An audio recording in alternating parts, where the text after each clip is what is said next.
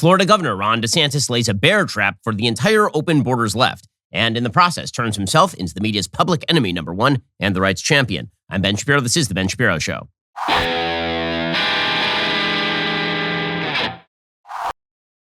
The Ben Shapiro Show is sponsored by ExpressVPN. Protect your online privacy today at expressvpn.com/Ben. Speaking of which, when you use the bathroom, you should close the door behind you because, for your own sake, for everybody else's sake, here's the thing. Your private data is your own, whether you're in the bathroom or whether you're online. And this is why you need ExpressVPN. Did you know your internet service provider knows every single website you visit? They can sell that information to ad companies and tech giants who will use your data to target you. ExpressVPN stops all of this. It creates a secure encrypted tunnel between your device and the internet so your online activity can't be seen by anyone. I use ExpressVPN on all my devices, my phones, laptop, router. This way, everyone who shares my Wi-Fi can still be protected even if they don't have ExpressVPN. The best part is, using ExpressVPN, it's as easy as closing the bathroom door. You just fire up the app, you click one button, and you are now protected. ExpressVPN is the world's #1 rated VPN by Mashable, the version countless others. If you, like me, believe your online activity is your business, secure yourself by visiting expressvpn.com/Ben today. Use my exclusive link, expressvpn.com/Ben. You can get an extra 3 months for free.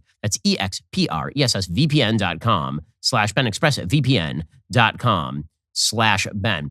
Also, I got to tell you, my sleep quality a few weeks ago when I was overseas, it was not that great. And one of the reasons for that, I did not have my personalized mattress, the one that made me sleep the best I can sleep on planet Earth. That, of course, is my Helix sleep mattress. Helix is so good. Not only have I been on a Helix sleep mattress for years along with my wife, but also I bought one for my parents. I bought a couple for my sisters. Helix has several different mattress models to choose from. They've got soft, medium, and firm mattresses. Mattresses great for cooling you down if you sleep hot. Mattresses great for spinal alignment, prevent morning aches and pains. Even that Helix Plus mattress for plus-size sleepers. If you're nervous about buying a mattress online, you don't have to be. Helix has a sleep quiz. It matches your body type and sleep preferences to the perfect mattress, because why would you buy a mattress made for someone else? I took that Helix quiz. I was matched with a model that is firm and yet breathable. I tend to get back pain if the mattress is too soft, and I heat up like a lot at night, so I need a mattress that is made just for me. They've got a 10-year warranty. You can try it out for 100 nights risk-free. They'll even pick it up for you if you don't love it. But again, I'm not sure this has ever happened. They have over 12,000 five-star reviews. For a limited time, Helix is offering up to $350 off all mattress orders, plus 2 free pillows for our listeners.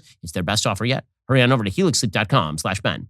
When you look at the polling data for 2022, what you see is there are several issues where Republicans have a significant advantage, and there are several issues where Democrats have a significant advantage. On, for example, whether democracy is going to be operational, Democrats have a significant advantage over Republicans. But there are several issues that are major issues that loom large in the public mind where Republicans have an advantage. Top among those issues are the economy and illegal immigration. Immigration, Republicans have an advantage because the giant perception of the American people is that the Democratic Party does not care about open borders. And the reason for that perception is because you've had about 2 million illegal immigrants cross the southern border of the United States. Since Joe Biden took office, 1.2 million of those people were taken in by the system and then disgorged generally into Texas, Arizona, New Mexico, Florida, into all the border states. And there were another million or so gotaways, which are just people who crossed the border and never had an experience with the Border Patrol. Well, this has prompted Republican governors like Greg Abbott and Ron DeSantis, Abbott in Texas, DeSantis in Florida, to begin taking some of these illegal immigrants and busing them to blue areas that have declared themselves sanctuary cities, because these blue areas have basically said, we are the greatest among you. We are so tolerant. We are so diverse. Multiculturalism is our strength. And therefore, we will not participate with the federal government in the deportation of people who are here illegally. We will attempt to shield them from all legal ramifications for crossing the border illegally. And so DeSantis and Abbott and Doug Ducey in Arizona, they basically said, okay, fine. Well, if you want these folks, then you got it. And now you get to deal with it. And this, of course, has led to the media going increasingly mad. Now, this has been a long time thing. Okay, it's not as though many of the illegal immigrants stay, or all of them stay in Texas, Arizona, New Mexico, et cetera. Many of them do go to blue cities eventually. So essentially, a lot of these red state governors are basically just facilitating the process. They're saying, fine, I'll give you the bus ticket today. Instead of you being here and being a draw on public resources for the next 6 months, instead, why don't you just go directly to where you want to go? We'll get you to Manhattan. We'll get you to Washington, D.C. We'll get you to Chicago. Well, Ron DeSantis went the furthest, and he wanted to demonstrate to the media and to the public at large that Democrats basically are into the virtue signaling, but they're not interested in open borders when those open borders actually affect them directly, particularly in areas that are rich and cloistered, all of these kind of gated communities that the left likes to reside in. See, here's the thing. There are many Republicans, including me, who live in gated communities. But that's because we prefer the idea that people should live in communities legally. We're not big fans of the idea that people should simply be able to enter a place and then squat there for the reason that they just want to be there. But Democrats seem to be very much in favor of this idea up until the point it reaches Barbara Streisand's gate. They really like this idea up until the planes land in Martha's Vineyard. So Ron DeSantis sent about 50 illegal immigrants to Martha's Vineyard, and the entire world went insane. Now, I just have to point out here, 50 illegal immigrants is nothing. It is nothing, statistically speaking. When you're talking about Martha's Vineyard, talking about a town of about 17,000 people, that number can swell dramatically during the summer. So you'll have well upwards of 200,000 people who are visiting Martha's Vineyard over the course of the summer. Like many, many people who are moving in and out because it's a great vacation spot. Okay, but the bottom line is 50 compared to, say, 17,000, that's nothing compared to hundreds of thousands of illegal immigrants arriving in certain places in Texas where the total population is like 100,000 people. In fact, as it turns out, this administration is very fond of flying people around the country to different areas in the dead of night. According to Luke Rosiak, reporting for the DailyWire, border airports were among the fastest growing airports in the United States and suggested a scale of migrant flights in 2021 that is absolutely stunning. According to Rosiak, the records as presented present a pattern that could suggest the scale at which the Biden administration and federally supported charities have been moving illegal immigrants around the country. Despite a surge in airline traffic of more than 80% when compared to 2020 due to the COVID pandemic and restrictions imposed in response to it, total air travel is still down nearly 30% from pre-pandemic levels in 2021 with most airports. Los Angeles International Airport saw 19 million fewer passengers board compared to 2019. The Atlanta Airport, San Francisco Airport, New York's JFK also saw 16 million fewer people board outbound flights. While the vast majority of airports lost passengers from 2019 to 2021, among the 22 airports that grew the fastest were those in the Rio Grande Valley that play a key role in the government's migrant moving operation: Brownsville, McAllen, Harlingen, Laredo. The number of passengers boarding flights out of those airports rose from 978,000 in 2019 to 1,110,000 in 2021. But even that 132,000 person increase may understate the growth of traffic at these airports. If ordinary Americans stopped using those airports in 2021 due to COVID at the same rate they did elsewhere, the surplus over the expected 2021 figure could be as high as 425,000 people. In addition, Lackland Air Force Base in San Antonio registered 13,000 outbound passengers in 2021 compared to only 936 in 2019 and 247 in 2018. The second group of people who started taking advantage, by the way, of flights were people who wanted to hide out in Jackson Hole, Martha's Vineyard, and Key West. Right? Basically, a lot of the sort of rich and famous playgrounds, that is where people were flying, and lots of illegal immigrants were flying around the country. Meanwhile, apparently, according to Breitbart, Venezuela, taking advantage of the open border situation, has decided to open its prisons. So this looks very much like what happened by the Cuban government in the early 1980s, where essentially they saw that the United States was taking in a lot of Cuban migrants. And so they decided, we're just going to open our prisons and we're going to send all of our criminals to South Florida. According to Breitbart, a recent Department of Homeland Security intelligence report received by Border Patrol instructs agents to look for Venezuelan inmates released from entering the United States, according to a source within CBP. The report, reviewed by Breitbart Texas, indicates the Venezuelan government is purposely freeing inmates, including some convicted of murder, rape, and extortion. The intelligence report warns agents the freed prisoners have been seen within migrant caravans traveling from Mexico toward the U.S.-Mexico border as recently as July. Apparently, the move is reminiscent of a similar action taken during the Muriel boat lift in the early 1980s. So again, illegal immigration is a major problem for the country. Everyone who watches the border knows this. And it turns out that deploying Kamala Harris to not the border did not solve the problem. And so when Ron DeSantis and other Republicans say to blue areas, you own the consequences of your own policy, not only is there nothing wrong with that, as it turns out, they're actually helping the migrant. So Ron DeSantis, he did a presser over the weekend in which he pointed out, listen, it's pretty amazing that Joe Biden and his cabinet, it's being reported that they're scrambling over me sending 50 illegal immigrants to Martha's Vineyard. I notice they're scrambling about this. They're freaking out about this. But they weren't scrambling or freaking out about the fact that literally millions of people have been crossing our southern border under Joe Biden. I also was a little bit perplexed when I heard that the president is scrambling to get his cabinet together to try to address the fact that you have governors who are helping to relocate illegal aliens to sanctuary cities. He didn't scramble to get his cabinet together when we had millions of people illegally pouring across the southern border. He didn't scramble to get his cabinet together when you had 53 migrants die in some trailer in Texas because they were neglected by the federal government. It's only when you have 50 illegal aliens end up in a very wealthy, rich sanctuary enclave that he decides to scramble on this. He is, of course, absolutely right about this, is Governor DeSantis. And this has created an extraordinarily hilarious irony over in Martha's Vineyard. So within 48 hours of these illegal immigrants arriving in Martha's Vineyard, again, one of the richest areas of the United States, and a place with a lot of empty housing this time of year, as it turns out, because we were about to enter fall. So you have hundreds of thousands of empty units right now, but apparently they couldn't house any illegal immigrants. We wouldn't want that. Apparently, according to NPR, authorities in Massachusetts are moving the dozens of migrants who arrived earlier this week in Martha's Vineyard to Cape Cod. The Office for Massachusetts Governor Charlie Baker announced Friday the state's emergency management agency relocated the migrants to Joint Base Cape Cod. There, the state will provide shelter, food, and other essential services. Apparently, Baker planned to activate 125 members of the National Guard to assist. So they arrived there, and within 2 days, the National Guard shows up and starts taking these people to Joint Base Cape Cod. Baker said in a statement, "We are grateful to the providers, volunteers, and local officials that stepped up on Martha's Vineyard over the past few days to provide immediate services to these individuals. Our administration has been working across state government to develop a plan to ensure these individuals will have access to the services they need going forward, and Joint Base Cape Cod is well equipped to serve these needs." Since Wednesday, state and local organizations have scrambled to assist the new arrivals, many of whom speak little to no English. Okay, so they lasted in Cape Cod for a grand total of like 48 hours. And I guess we're now going to get left-wing musicals about this, probably. We're probably going to get like Broadway musicals about the kindness that these migrants were shown on Cape Cod for all of about 48 hours. This is the best headline ever. It really is an amazing headline. It's from CNN. Ray Sanchez reporting. You ready for this? They enriched us. Migrants' 44-hour visit leaves indelible mark on Martha's Vineyard. It's all about you. It's all about you. White, upper crust, left-wingers with your lawn signs. They enriched you, did they? For all those 44 hours before you were like, get your asses out of here.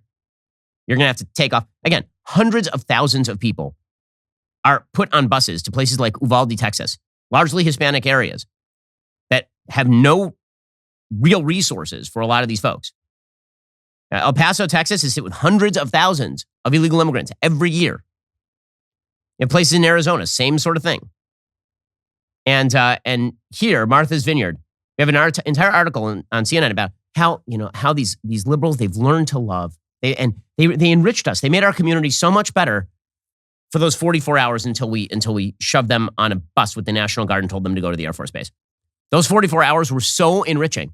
By the way, this is how so many sort of white lefties view cultural enrichment. It's like, yes, I once met a black person. I didn't have to deal with them for very long, but it enriched my life. It was pretty wonderful. It turns out that people from other cultures, generally, they are not actually your props that you get. This is just Get Out. I'm sorry, this is Get Out. Okay? It's like, hey, look, a person who is brown and speaks a different language than me. I met them for 44 hours and they enriched my life. Thanks, CNN. Quote, after sharing hugs and teary goodbyes with roughly 50 migrants who had arrived unexpectedly by plane on this affluent vacation island, the volunteers who sheltered them at an Episcopal church carried out tables and chairs, packed food onto trucks, and folded portable cots. A familiar quiet had descended by Friday afternoon on the tree-lined downtown block on Martha's Vineyard, where Jackie Stallings, 56, could not stop thinking about a young Venezuelan. She was 23 but looked 15, who sat with her in the St. Andrew's Parish House the night before. The asylum seeker showed Stallings' cell phone video taken during the journey across a remote Central American jungle, pointing out migrants who died along the way. The heartbreaking part is seeing these beautiful young ladies become desensitized, said her husband, Larkin Stallings, 66, an Oak Bluffs bar owner who sits on the nonprofit's board. For them, they just flip and show you a picture.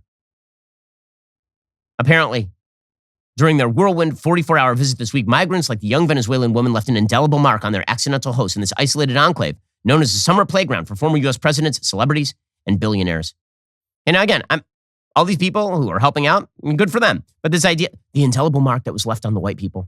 I mean, that these brown people came and they left an indelible mark, and then we shoved them onto buses and we brought them to the military. That's what we did. But you know we are so sweet. We are just amazing, amazing people. Apparently, the migrants are going to be housed in dormitory-style spaces with separate spaces accommodating both individuals and families. They will have access to services including legal, healthcare, food, hygiene kits, and crisis counseling. So just to get this straight, everything is great for them, right? They're doing fine. So I have a question. If they are doing fine, then why is it that the talk from the left is how these people have been the victims of human trafficking and human rights abuse by Ron DeSantis? You can't have it both ways.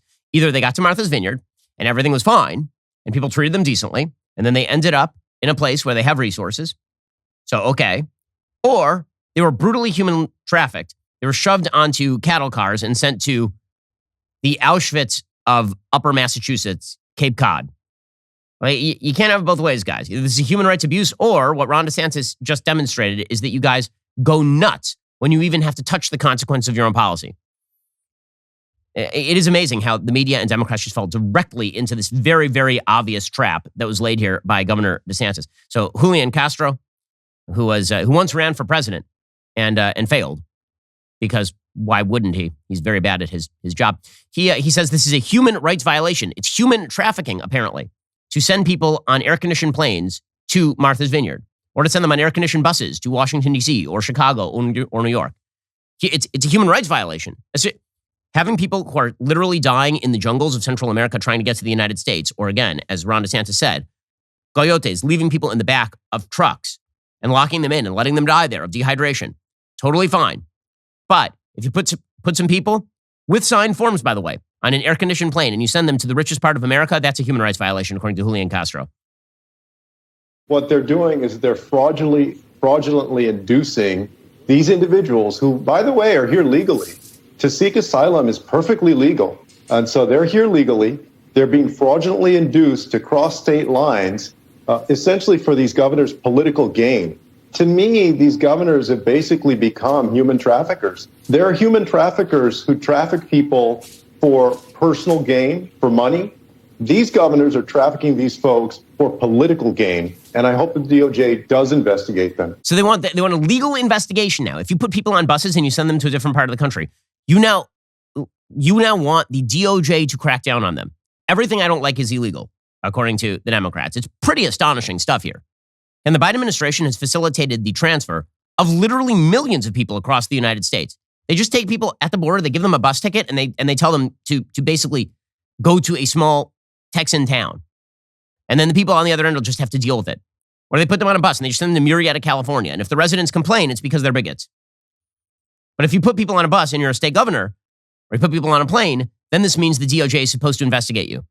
The great irony of people who literally have treated human beings as livestock, claiming that it is treating people as livestock to put them on a bus or a plane and send them to a different place where they are then taken care of, is amazing. So Jay Johnson, the former Secretary of Homeland Security, who presided over kids in cages, okay? The Obama administration built the cages at the border. Remember that time when you had AOC all in white weeping at like an empty parking lot because at the other end of that parking lot was a holding facility for illegal immigrants? And thanks to a settlement decision called Flores, you're not allowed to hold entire families in custody. And so you have to separate the adults from the children so that the children can be presumably given to relatives who are inside the United States and the adults are to be held. Right? That's sort of the basic idea there. And that was a settlement agreement that has been in place in the United States for a long time. And so it was the Obama administration that built cages for children and Secretary Jay Johnson who facilitated that. Now, Secretary Johnson's like, oh, well, this is like treating people like livestock. No, it isn't. I don't remember the last time we shoved a cow onto a charter plane, air-conditioned, in coach, and sent them to Martha's Vineyard. Do you? Well, these comparisons are so over the top, but I can't believe they're doing this. It's really amazing.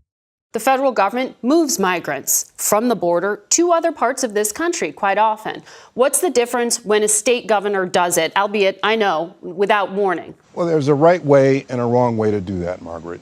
The wrong way is on 20 minutes notice to send people by bus or airplane to the Edgartown airport or to Mass Ave in front of the vice president's residence without giving local resources, NGOs, shelters, local government an opportunity to plan for how they intend to feed and clothe and house migrants. Mm-hmm. What the governors of Florida and Texas are doing, frankly, is a political stunt and treating people like livestock. It's treating people like livestock now. It's a political stunt. See, here's the thing. If you just inundate small towns with hundreds of thousands of illegal immigrants, not a political stunt, that's your policy. That is your proposed policy. But it's a political stunt to demonstrate full scale to the rest of the American public that this is a bad policy. That's a stunt. Again, this is the same variation on the game. We do something really bad, right? It's a really crap policy. But you noticing it is the problem. And you exposing that to the view of the American people is really the problem. This, of course, set off folks like Jim Acosta over at CNN. And ladies, find you a gentleman who loves you like Jim Acosta loved Jim Acosta. This dude is the narcissist of American politics. Here he is explaining this is hurting the children. Again, from the same media advocates who suggest that double mastectomies for 14-year-olds who are in the mistaken belief that they can be boys, that's a good idea. Hurting the children, I'm gonna take this one with a large grain of salt, maybe like a pillar of salt, maybe like an ocean filled.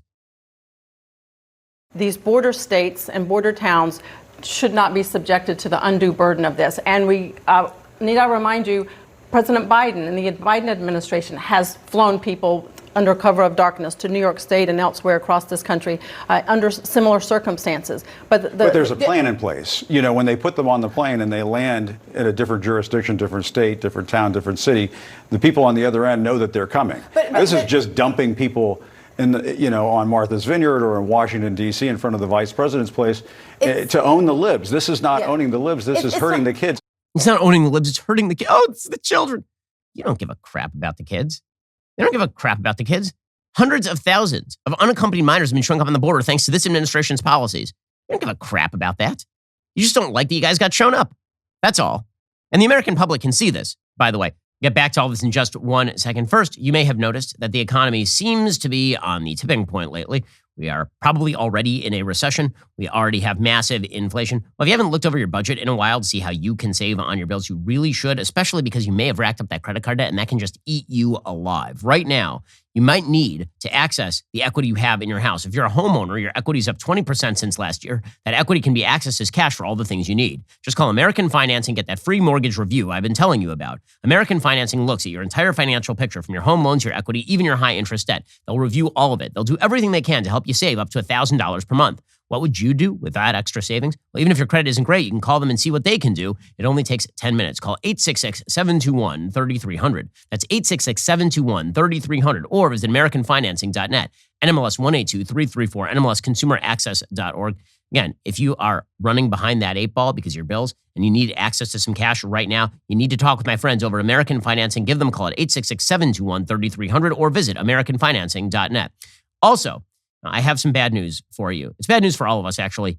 Death is coming. Now, hopefully it's a ways down the road, but you need to insure against its possibility with the proper life insurance. After all, you just never know when you're walking down the street and someone decides to hit you in the face with some sort of battering ram. I mean, it has happened in history sometimes. In any case, you need life insurance. Okay, because while that battering ram is coming directly at you, you're thinking to yourself, I really should have listened to Shapiro. Policy Genius makes the magic happen for you. Policy Genius makes it easy to compare your options from top companies so you don't pay a cent more than you have to for coverage. Policy Genius is an insurance marketplace that makes it easy to compare quotes from the top companies like AIG and Prudential all in one place to find your lowest price. You could save 50% or more on life insurance by comparing quotes with Policy Genius. Options start at just $17 per month for $500,000 in coverage. Go to policygenius.com/Shapiro, get personalized quotes in minutes, find the right policy for your needs. The licensed agents at Policy Genius work for you, not the insurance companies. They are on hand throughout the entire process to help you understand your options so you can make decisions with confidence. Policy Genius has thousands of 5-star reviews across both Google and Trustpilot, and since 2014, Policy Genius has helped over 30 million people shop for insurance and placed over $150 billion in coverage. Head on over to policygenius.com/Shapiro, get your free life insurance quotes, see how much you could save. You know, the media treatment of all of this, aren't you upset using kids as props? It's so terrible. You're using kids. They're traveling with their families to places where they are then taken care of, as opposed to what you guys do, which is you draw unaccompanied minors via coyotes across the border and then release them en masse into American society with a bus ticket.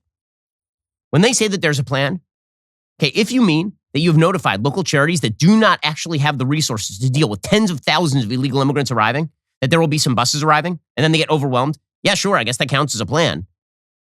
But it's not much of one. I mean, Jake Tapper on CNN, he had on Mike Rounds of South Dakota, and he was asking him about this. Aren't you upset that you're using kids as props? First of all, Democrats use kids as props literally all the time. Everything they do, it's kids as props. It's Nancy Pelosi talking about abortion and the killing of the unborn, flanked by like her grandchildren. I mean, we based our entire environmental policy on the left on a Swedish teenager. I mean, come on. Here's Jake Tapper. There isn't any heads up being given to Mayor Adams, you just heard from him, or the individuals on Martha's Vineyard. I get they're trying to send a message, they're trying to get the attention, but there also, isn't there a degree of trolling going on here? And do you really have no issue with using human beings, a 1-month-old baby, little kids, to make a political point like this? Again, this idea that Democrats, they care about the children, but you don't care about the children when They were on an air-conditioned flight to a very rich area. They were taken care of. Everything was fine. It's pretty incredible.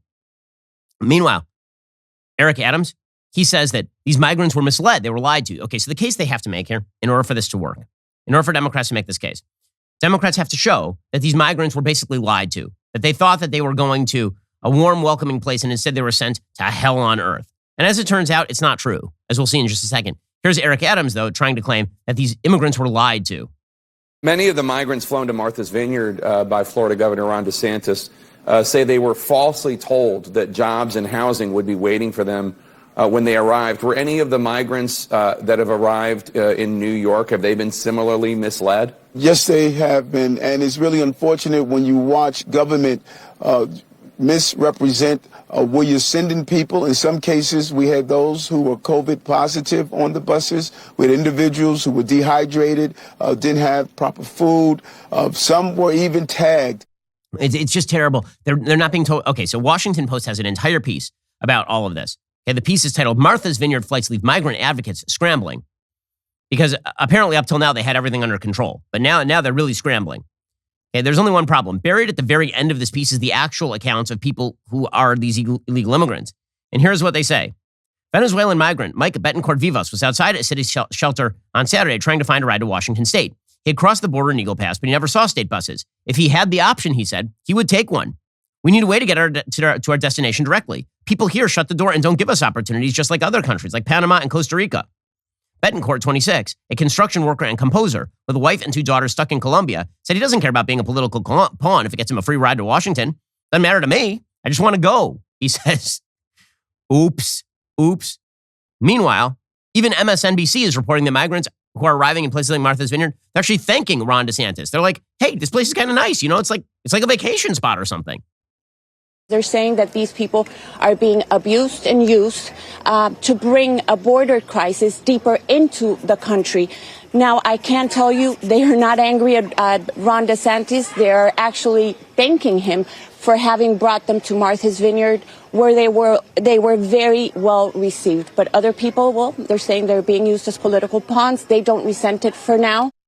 So they're all like, yeah, this is great. I like it here. Martha's Vineyard's nice. It is, actually. Martha's Vineyard's a really, really super nice place. It's really beautiful.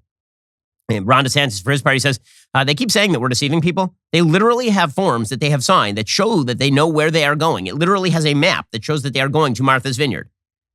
Okay, and he says, listen, if I had the ability, if it were up to me, I would send them back to their home countries. But that's illegal. He's not allowed to enforce federal immigration law.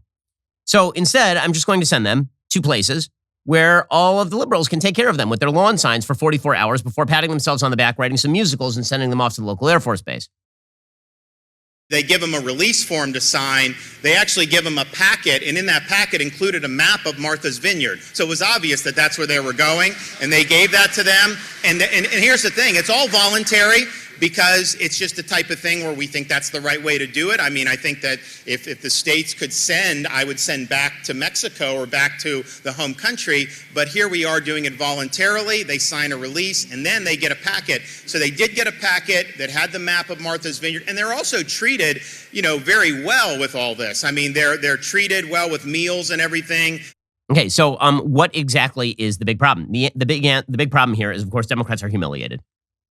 That is the big problem. And they're so humiliated that now they have to avoid the obvious problem here. The problem is not DeSantis. The problem is not Abbott. If you don't like illegal immigrants showing up in your town, anywhere in the United States, there's only one force you can blame, and it is not the governor of these various states. It is the federal government. The federal government has very few specified powers under the Constitution. Control of the border of the United States is one of those powers. The federal government is given that power exclusively. The states do not have the ability to control immigration into and out of the country. Okay, so if Eric Adams doesn't like illegal immigrants showing up in New York, he has one person and one person alone he can blame, the President of the United States. And Eric Adams, he did this interview with Jake Tapper, and it's really fascinating. Watch as he tries to escape the implications of his own words. So first he says, this is a humanitarian crisis. And this humanitarian crisis is not being created by any sort of external exogenous circumstance. It's happening because of human policy. We should be clear that this is, as it stated, a humanitarian crisis created by human hands. And it is in all hands on deck moment where we're all supposed to come together and coordinate. Coordination during a crisis is something that we must do together, and that's the federal government, that is also the governor of the state of Texas, as well as the governor of the state of Florida. We should not be really treating other cities and municipalities in the manner that we're witnessing now. And so we need resources for housing, resources to make sure that we could properly give people the medical care, all of the basic necessities that you would give new arrivals that enter a city. Okay, so I've noticed that Eric Adams, who has put up billboards in Florida saying, in New York, we say gay, so come on back from Florida to New York. He has to say that because everyone from New York would love to live down in Florida. Now he's like, can you stop sending me your people? Please stop sending me these illegal immigrants. And it's probably an internal governor versus mayor issue here. So Jake Tapper does some journalisming here, and he asks an actual real question. He says to Eric Adams, well, I noticed that actually federal policy on the border is the policy that defines whether illegal immigrants are even in the country in the first place. So why don't you just say that this is about Joe Biden? So you're struggling to process the 2,500 migrants sent to you from Texas. Meanwhile, the El Paso sector of the border sees an average of 1,700 migrants crossing every single day. A record 1.9 million migrants have been apprehended on the southwest border this fiscal year alone. Even if you think what these governors are doing is horrific, it seems like you agree this is a crisis that needs more attention from the Biden administration. And I'm just like, no, they're working on it. It's fine. It's probably fine. Okay, but it isn't. And Democrats know that it isn't, and they're being humiliated on the issue. Now, all that the Democrats jumping on this hand grenade have really accomplished is to once again make Ron DeSantis a hero in the eyes of the right. So it turns out that, as I've been saying for a while, one of the unfortunate problems with American politics right now is everything is incredibly reactionary. So if the media attacks somebody, the right immediately deems this person a hero. It doesn't matter if that person actually is qualified, like Ron DeSantis, the governor of Florida, or if it's Marjorie Taylor Greene. Right? No matter who the left attacks, the right immediately says this person must be good because we trust the media so little that whatever they say has to be wrong.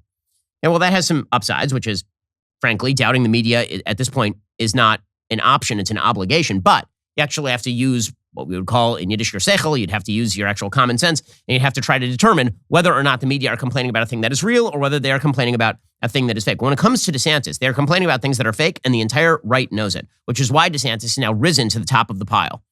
Right? Ron DeSantis is a national figure as governor of Florida, which is rare. It's actually very rare that you have a governor who becomes a national figure. Normally, if you're a governor and you want to become a national figure, you have to basically stand on a street corner and shout like Gavin Newsom is in California. Ron DeSantis didn't do that. He just implemented good COVID policy in Florida, and then he implemented good educational policy in Florida, and now he's attempting to show up the Democrats on illegal immigration.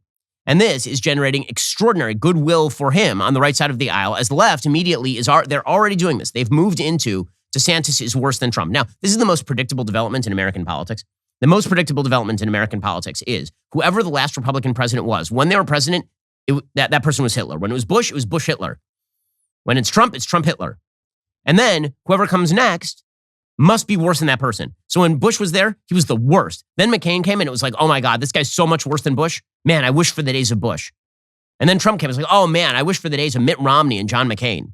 And now it's Ron DeSantis' turn. So they're already doing the routine where they're like, man, DeSantis, that guy's even worse than Trump. Now, listen, DeSantis, for his part, he's going for it because he knows how this game is played. DeSantis is a very savvy political operator. He happens to be an incredibly effective governor of Florida. He's turned this state deep red. Okay, this was a purple state just by 2018. This is now a very solidly red state, the state in which I live. Governor DeSantis is doing a fabulous job. I make no bones about the fact that I'm a fan of Governor DeSantis. I believe that Governor DeSantis is going to win in a cakewalk in his gubernatorial race this year. DeSantis says, listen, I'll keep sending illegal immigrants to these places because why exactly wouldn't I? I have $12 million allotted to me by partisan fashion. Democrats voted for a $12 million line item in the budget that allows the state of Florida to fly illegal immigrants other places. So why exactly wouldn't I do that? These are ongoing things. I mean, so you're going to look, obviously there's going to be buses like Texas is doing. There may be some more flights. Martha's Vineyard's a little bit different because it's an island. So you kind of got to either fly in there or take a ferry. All we're trying to do is offer transport to sanctuary jurisdictions free to the alien, but certainly not mandatory. And that way they're able to go, and these sanctuary jurisdictions can put their money where their mouth is, they can provide the resources, they can do all of that. And then once that happens, the chance of folks coming to Florida is probably very, very low. So that's why we're doing it, and I think we're going to continue to do it. Okay, so this has prompted the left. All this has prompted the left to do the worse than Trump routine. So Jamel Bouie, who's a terrible columnist for the New York Times, he has an entire piece about how DeSantis is worse than Trump. Quote, Donald Trump is a lifelong celebrity with a public persona that is as much about The Apprentice and even Home Alone 2 as it is about his political career. What's more, Trump has the skills of a celebrity. He's funny, he has stage presence, he has a kind of natural charisma. He can be a bully in part because he can temper his cruelty and egoism with the performance of a clown or a showman. He can persuade an audience that he's just kidding, that he doesn't actually mean it. Ron DeSantis cannot. He may be a more competent Trump in terms of his ability to use the levers of state to amass power, but he's also meaner and more rigid, without the soft edges and eccentricity of the actual Donald Trump. This is the first time I've ever heard Jamel Bouie talking about the soft edges and eccentricity of Donald Trump. But this is what the media have been reduced to. They're so scared of DeSantis that they're now doing the he's worse than Trump routine. And the thing they're really scared of here is that DeSantis is incredibly effective. And by the way, DeSantis also happens to be an actual Republican politician who helps actual Republicans. We'll get to that in just one second. Many of you know CANDACE Owens was out on maternity leave. Well, now she is back. We are unleashing the power of Candace 5 days a week in her new DailyWire Plus show, CANDACE Owens. She covers all the pop culture and political topics you're going to want to hear Candace go off on, ranging from race to pornography, like pretty much everything. You're not going to want to miss the first few episodes they premiered last week. New episodes are available every day, 3 p.m. Eastern on DailyWire Plus. This is big news. Watch Candace Owens' show right now on DailyWire Plus, or listen on Apple Podcasts, Spotify, or wherever you listen to podcasts. Okay, so the real reason that the Democrats are afraid of Ron DeSantis is because Ron DeSantis is effective. That's the real reason. So they weren't afraid of Trump until he became president. Then they became scared of Trump. In 2016, they only became scared of Trump when he became the nominee, and that was after they had actively attempted to make Trump the nominee, because they thought that he was the most likely to lose. Then he won, and they lost their ever-loving minds, and they've not regained those minds. Those minds are still off wandering in the wilds of Scotland somewhere. Okay, but now they are really, really scared of Governor DeSantis. And the reason they're scared of DeSantis is because DeSantis actually is very meticulous in how he treats issues. He picks his political stunts well, as this latest one demonstrates, and he raises an enormous amount of money. According to Open Secrets, Governor DeSantis' political operation reported raising $177 million through September 9th. That breaks the gubernatorial fundraising record without adjusting for inflation. A new Open Secrets analysis of state campaign finance filings found. His re-election campaign has raised over $31.4 million since January 2021. Friends of Ron DeSantis, his state-level PAC that is not subject to contribution limits, raked in $146 million since January of 2019. Now, again, that number is just astonishing, considering that his closest competitors, people like Charlie Crist, right, who's running on the Democratic side of the aisle, he has raised a grand total of $20 million at this point. Ron DeSantis has raised $177 million at this point. This is more money than has ever been raised in the history of American politics in terms of gubernatorial races. And here is the thing. Governor DeSantis is using a lot of that money in order to help fellow Senate GOP candidates. Okay, so he is actually using that money to benefit his political movement, because Ron DeSantis cares about the end goals of the political movement, which is going to contrast rather strongly with President Trump, as we'll talk about in just 1 minute. According to Politico, Governor DeSantis is using his sizable campaign stash to help down ballot Republicans. DeSantis earlier this month shifted $2.5 million from his political committee to the Florida Republican Senatorial Committee, the campaign arm controlled by incoming Senate President Kathleen Passidomo. It's the single largest contribution recorded by the committee this cycle, and since its creation back in 2014. Senate President Wilton Simpson, who's running for Ag Commissioner, donated $2 million from his political committee back in July. This has put Senate Democrats on the back foot. They've been forced to spend money to help defend the Senate Minority Leader Lauren Book against a primary challenge. They have less than $600,000 in their main campaign account. DeSantis has already had a hand in helping to mold the state Senate to his liking, endorsing several Republicans, even though Senate GOP leaders had initially planned to support other candidates. The apparent thinking behind DeSantis' help is he wants to assist Senate Republicans across the board and not any one candidate. And so, again, Ron DeSantis in his state is using the money that he has raised in order to help other Republicans. This, of course, is raising Ron DeSantis' profile tremendously in the possibility of a presidential race in 2024, particularly because Joe Biden yesterday on 60 Minutes, he again dropped the idea that he might not run in 2024, which is leaving open the possibility of somebody like Gavin Newsom running. Here is the President of the United States. We'll get to more of his 60 Minutes interview in a little while here, because it really was kind of amazing. Here was the President of the United States announcing he may or may not run. Sir, are you committed to running again, or are there certain conditions that have to be right? Look, if I were to say to you, I'm running again, all of a sudden a whole range of things come into play that I have requirements I have to change and move and do. In terms of election laws? In terms of election laws.